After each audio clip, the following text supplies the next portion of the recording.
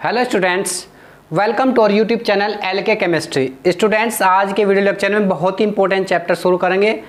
Coordinate geometry, निर्देशांक ज्यामिति। ये कक्षा 9 का चैप्टर है और कक्षा 9 के लिए तो इम्पोर्टेंट है ही, साथ ही साथ कक्षा 10 में भी ये चैप्टर है और आपके 11th-12th में भी कोऑर्डिनेट ज्योमेट्री। और कोऑर्डिनेट ज्योमेट्री अपने आप में बहुत ही इंपॉर्टेंट टॉपिक है, तो इसको हम शुरू से लेकर आखिर तक बिल्कुल जीरो से शुरू करेंगे और इसकी बेसिक बातें क्या क्या इस चैप्टर से रिलेटेड है उनको तमाम को हम डिटेल में बात करेंगे ताकि आपका कंसेप्ट बहुत ही मजबूत हो सके। ओके, चलिए शुरू करते हैं कोऑर्डिनेट ज्योमेट्री।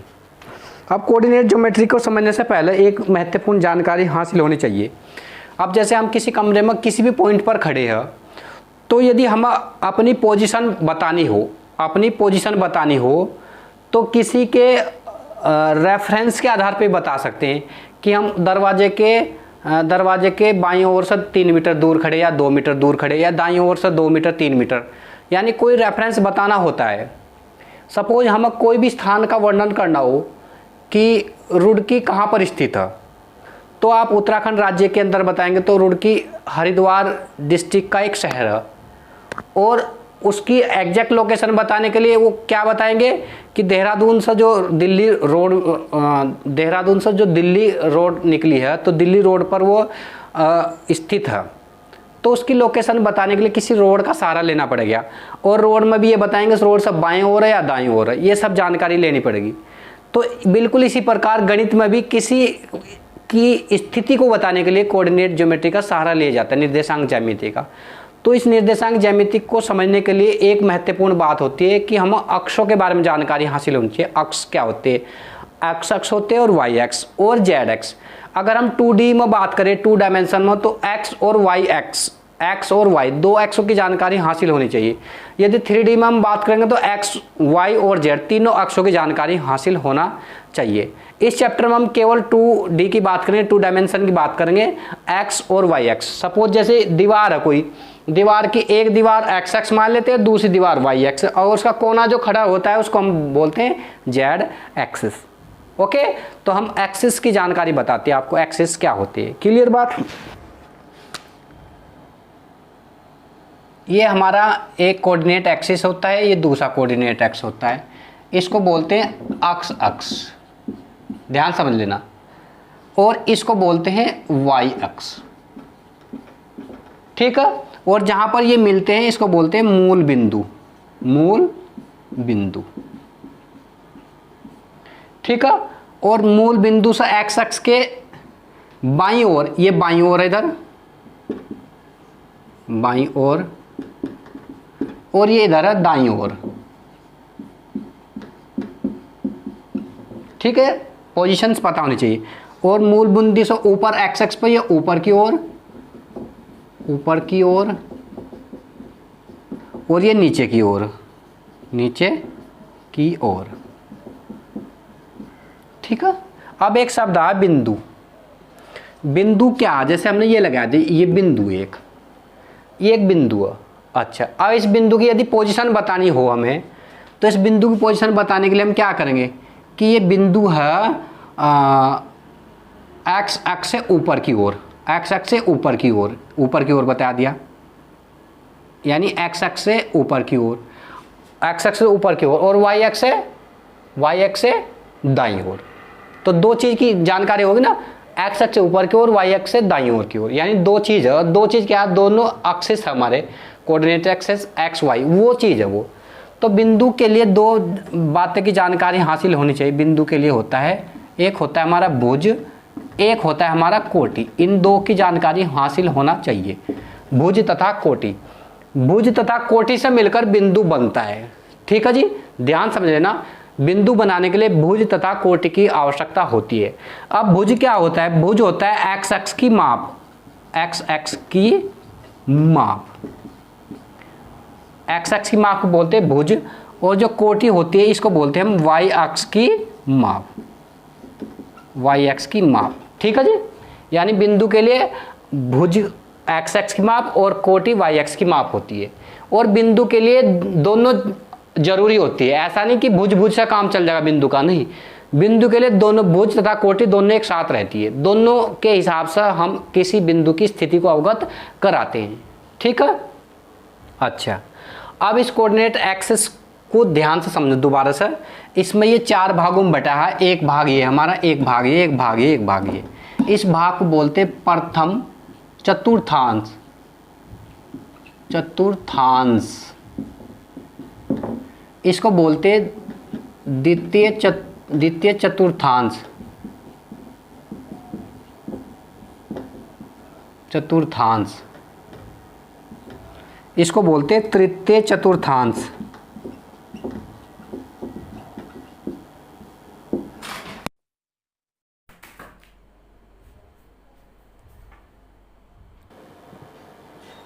ये होगा हमारा तृतीय चतुर्थांश और ये होगा चतुर्थ चतुर्थांश।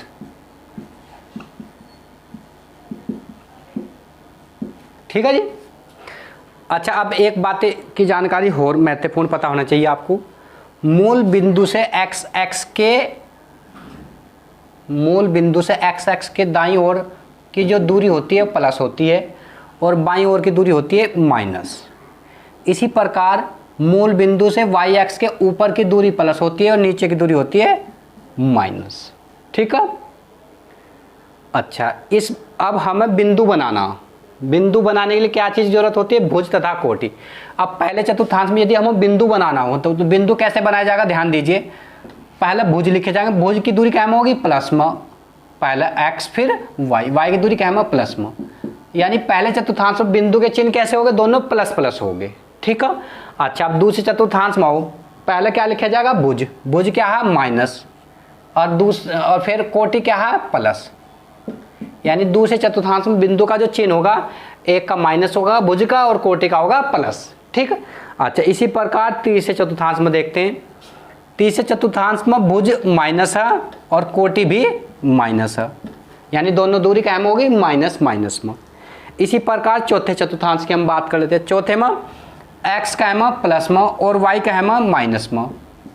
पहले x ही लिखे जाए, यानी पहले भुज फिर कोटि। ठीक है। तो यानी पहले चतुर्थांश में दोनों प्लस प्लस और दूसरे में माइनस प्लस, तीसरे में माइनस माइनस, चौथे में प्लस व माइनस। इस प्रकार से बनते हैं। ठीक है। अच्छा, अब हम कोई भी बिंदु है उसकी स्थिति को अवगत करा सकते हैं, क्योंकि हमें यदि चिन्हों की जानकारी हासिल हो। ठीक है। अच्छा, अब हम अपनी प्रश्नावली की तरफ देखते हैं। प्रश्नावली में क्या क्या सवाल बता रखे। प्रश्नावली 3.1 की बात करते हैं। पहला, एक अन्य व्यक्ति को आप अपने अध्ययन मेज पर रखे टेबल की स्थिति किस प्रकार बताएंगे? अच्छा, इसमें तो साधारण बात है। मेज की स्थिति कैसे बताएंगे? यानी कमरे के बाईं दीवार से कितनी दूर है, दाईं दीवार से कितनी दूर है, केवल इस आधार बताएंगे। और जो कार्तीय तल की सहायता से हम बताते हैं, उसकी प्रश्नावली हमारे सवाल में, इसमें प्रश्नावली 3.2 दे रखी। 3.2 में पूरी जानकारी हमें हासिल हो जाएगी। 3.2 और 3.3 के अंदर। ठीक है। अब 3.2 की हम बात करते हैं। इसमें पहला क्वेश्चन दे रखा, निम्नलिखित प्रश्नों में से प्रत्येक प्रश्न का उत्तर दीजिए। पहला, कार्तीय तल में किसी बिंदु की स्थिति निर्धारित करने वाले क्षैतिज और ऊर्ध्वाधर अक्षों के क्या नाम है? क्षैतिज और ऊर्ध्वाधर ये होता है, क्षैतिज ये होता है। तो ऊर्ध्वाधर एक्सिस है उसको बोलते हैं वाई एक्सिस और क्षैतिज एक्सिस को बोलते हैं एक्स एक्सिस। ठीक है। इन दो सेकंड में दिया, इन दो रेखाओं से बने तल के प्रत्येक भाग के नाम लिखिए। इन दो रेखाओं से बने प्रत्येक तल के भाग क्या हो गए? ये हो गए हमारे चतुर्थांश। पहला चतुर्थांश, दूसरा चतुर्थांश, तीसरा चतुर्थांश और चौथा चतुर्थांश। ठीक। उस बिंदु का नाम बताए जहां ये दोनों रेखाएं प्रतिच्छेद करती है। दोनों रेखाएं किस बिंदु पर प्रतिच्छेद करते हैं? उसका नाम होता है मूल बिंदु। उसका नाम क्या होता है? मूल बिंदु। ठीक है। अब इसके बाद दिखा आकृति 3.14 को देखिए। निम्नलिखित 3.14 में इन्होंने कुछ वो बताए, बी के निर्देशांक, सी के निर्देशांक। तो ये हमारे एक क्वेश्चन दे रखा, तो हमें निर्देशांकों की जानकारी बतानी पड़ेगी कि उसके निर्देशांक क्या होंगे। ए बी सी डी इस तरह से दे रखे हैं ना हमारे पास।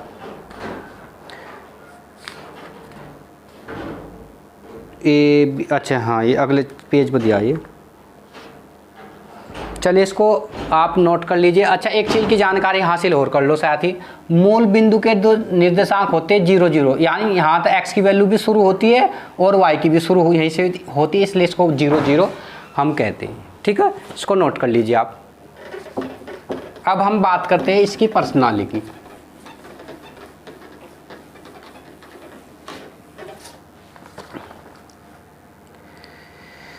एक इन्होंने कार्तिक एक निर्देशांक बना रखा है ना, ये कोऑर्डिनेट एक्सिस ये बना रखा है ना, और इसमें ये 1 2 3 4 5 5 6 इधर की दूरी प्लस होती है, इधर -1 -2 -3 -4 -5 -6, इधर की दूरी +1 2 3 4 5 6, इधर की दूरी -1 -2 -3 -4 -5 -6।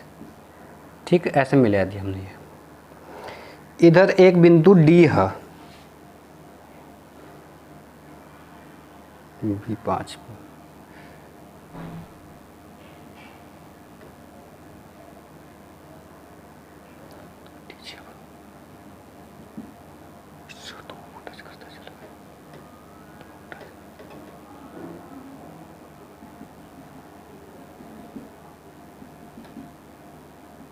ये बिंदु डी है और ये बिंदु बी है इधर। ठीक है, इसी प्रकार इसको नीचे लेके गए इधर 3 से लेकर,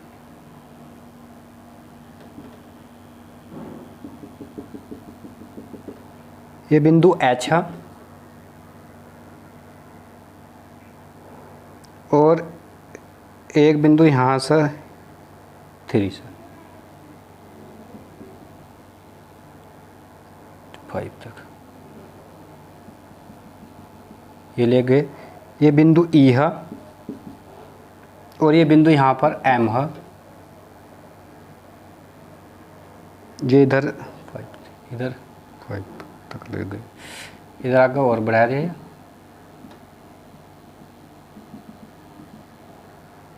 ये बिंदु सी है,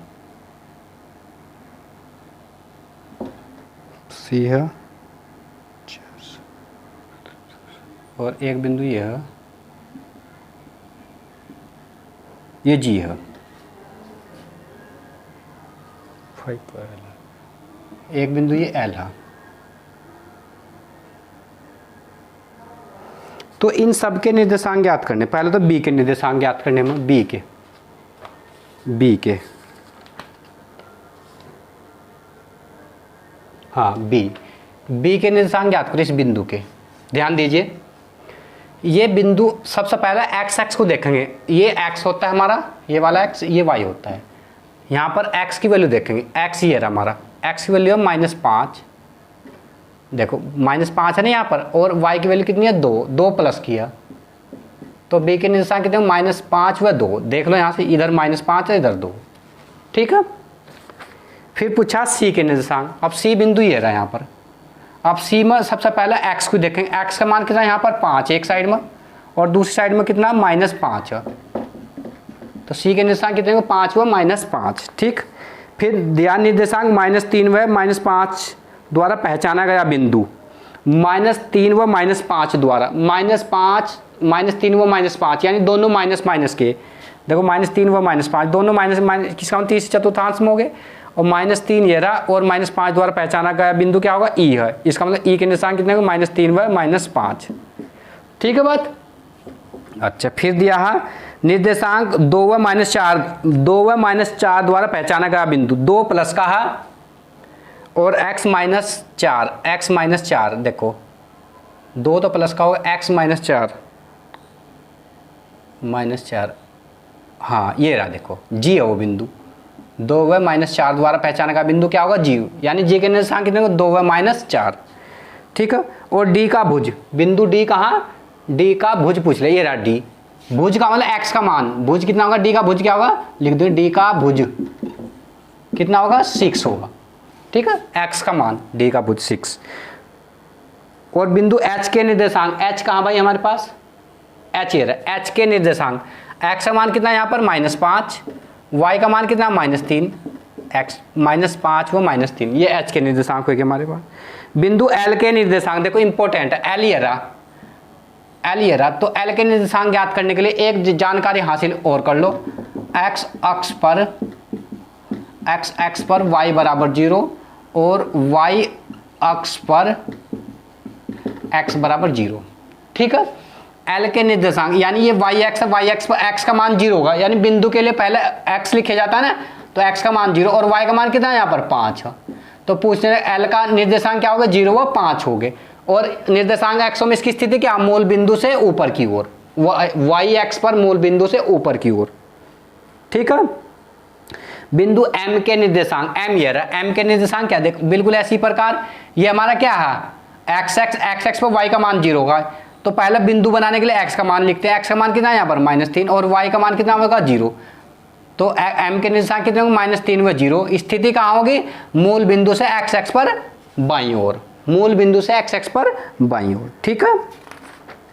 तो ये पर्सनालिटी हमारी 3.2 कंप्लीट होती है। ये 3.2 का ही सवाल था, 3.2 का दूसरा सवाल था, और पहला सवाल वो परिभाषा वाला तो वो हमने समझा दिया आपको, ठीक है। अब नेक्स्ट चैप्टर है 3.3, इसको भी हम डिस्कस कर लेते हैं, आप इन सवालों को नोट कर लेना।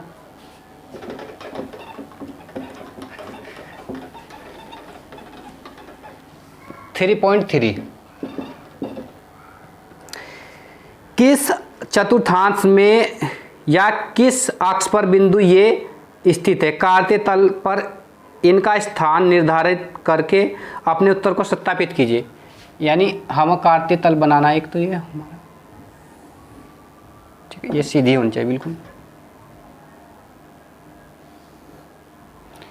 ये 1 2 3 4 5 6 -1 -2 -3 -4 -5 -6 1 2 3 4 5 6 -1 -2 -3 -4 -5 -6, ठीक है। अब बिंदु दिया एक 2 व -4, -2 व 4, -2 व 4, -2 देखो पहले -2 व 4 यानी x का मान कितना दिया -2 और 4 प्लस का, देखो इसके सामने चलेंगे, इधर से सामने देखो ऐसे 4 ये रहा, -2 व 4, तो -2 व 4 कहाँ पर है, दूसरे चतुर्थांश में, द्वितीय चतुर्थांश सेकंड में, ठीक है। फिर दूसरा बिंदु दिया 3 व -1 यानी प्लस x का मान 3 और y का -1 ये रहा, देखो 3 इधर से चलेंगे, इधर से -1 की साइन में, इसके 3 व -1, तो ये कौन से में, चौथे चतुर्थांश में, ठीक है। एक दिया फिर -1 व 0, x का मान -1 और 0 का मतलब यही बिंदु होगा, -1 व 0, इसका निर्देशांक क्या है, x अक्ष पर बाईं ओर, x अक्ष पर बाईं ओर। फिर दूसरा दिया 1 व 2, x का मान 1 y का मान 2, देखो 1 ये रहा 2 ये रहा, 1 व 2, ये कौन से चतुर्थांश में, पहले चतुर्थांश में। फिर -3 व -5 यानी माइनस के यानी तीसरे चतुर्थांश में होगा, -3 ये रहा x का मान और -5 इसके नीचे चलेंगे हम, नीचे ये रहा, ये -3 व -5, ये कौन से चतुर्थांश में होगा, तीसरे चतुर्थांश में होगा, ठीक है।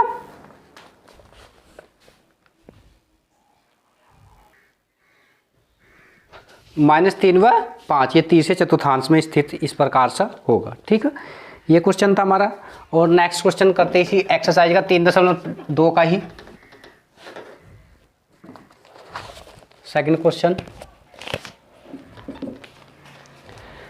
क्वेश्चन में क्या पूछा, अक्षों पर दूरी का उपयोग करके निम्न सारणी को आलेखित कीजिए। एक सारणी दी हम यहाँ पर, देखो x का मान दिया -2 -1 0 1 3 और y का मान दिया 8 7 -1.25 3 -1, ये एक सारणी दी हमको, और ये सारणी हम ग्राफ के सहायता से हमको इसको आलेखित करना, ठीक है जी। अच्छा ये कोऑर्डिनेट एक्सिस बना ली हमने, ये 0 0 हो गए यहाँ के निर्देशांक, 1 2 3 4 5 6 7, ठीक। इसी प्रकार 1 2 3 4 5 6 7 8 वाई एक्स में भी ऐसे 1 2 3 4 5 6 7 8 -1 -2 -3 -4 -5 -6 -7। ठीक, अब अक्षों में कैसे दर्शाने, देखो x का मान -2 है, इधर ये माइनस के हो गए सभी, -2 है, तो y का 8 है, देखो इसके सामने 2 के साथ चलेंगे 8, ये होगा -2 है 8। फिर x का मान -1 है, -1, तो y का 7 है, देखो -1 के सामने चलेंगे ये 7, ये -1 व 7 ये बिंदु होगा। फिर x का 0, y का मान -1.25 है, -1.25, ये रहा y का मान, एक सवा के बल लगभग, यानी ये 1 होगा, ये 1.5 होगा, इनके बीच में होगा, ये इसको बोल देंगे 0 व -1.25। ठीक, इसी प्रकार x का मान 1 है और y का 3 है, x का मान 1 ये रहा, y का 3 ये रहा, देखो इसके सामने चलेंगे और 3 के सामने चलेंगे, ये रहा 1 व 3। फिर दिया x का मान 3 है, x का मान 3 ये रहा, देखो x का मान 3 ये रहा, और y का कितना -1 है, y का -1 इधर से आ जाएगा, ये 3 व -1। तो इस तरह से हम इसमें कोऑर्डिनेट एक्सिस में इनको दर्शा रहे। हमारे कक्षा 9 के सिलेबस में 3 ही प्रश्नावली दी थी, तीनों प्रश्नावली हमने कोऑर्डिनेट एक्सिस की समझा दी। उम्मीद कर रहा हूँ ये वीडियो आपके लिए लाभदायक रही होगी। यदि कोई बात आपको समझ में ना आए तो आप कमेंट कर सकते हैं, और यदि वीडियो आपको अच्छी लगे तो वीडियो को लाइक करना, दोस्तों के साथ शेयर करना, और हाँ, हमारे चैनल को सब्सक्राइब कर लेना। Okay, thank you.